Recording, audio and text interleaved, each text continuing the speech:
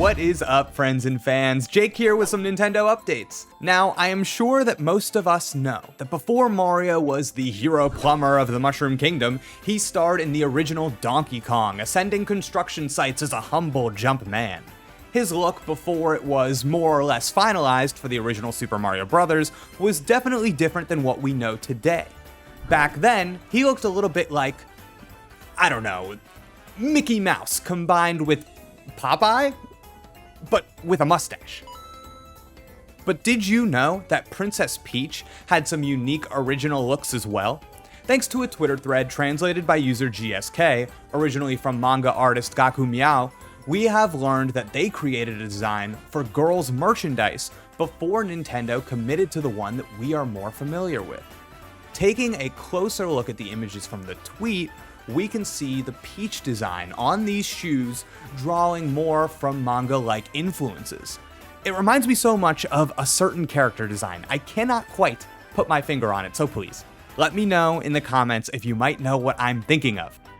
So part of the reason why this Peach's design is so different from something more recognizable, like what we would see maybe in Super Mario Bros. 2, is that according to a follow-up tweet, Meow says there were only 2 official reference materials at the time, being these 2 pictures, Peach's in-game sprite and the art from the Famicom release of Super Mario Bros.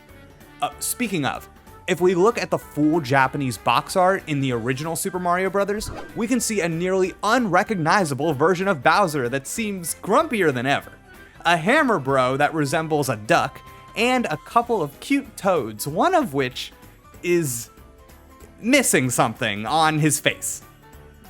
Getting back to Peach, you might be wondering what that design may have turned into if its principles were kept through to today.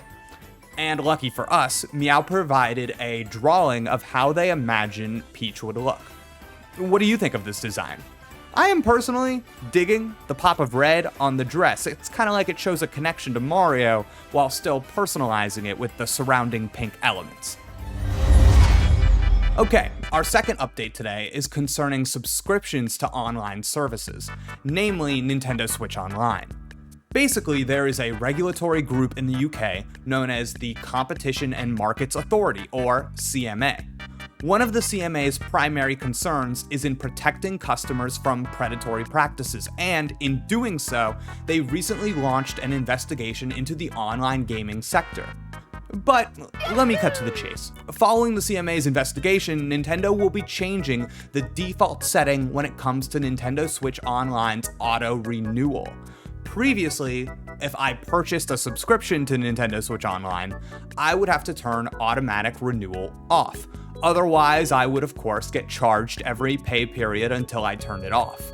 Under the new system, you simply pay for whatever time period and should not be charged again, unless you decide yourself to go in and turn on automatic renewal. So this update might even serve as a good reminder to go check on those settings for yourself right now.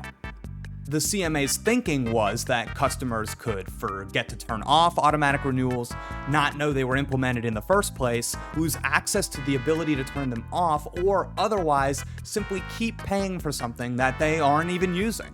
With all of that in mind, combined with how many online subscription services there are these days, this seems like a good change to me. And it looks like that is going to do it for today. What do you think about these changes to online services? And what do you think of that Peach design? And for everything else in games, don't worry because you are already in the right place. Just let us explain. And we will see you next time. Goodbye.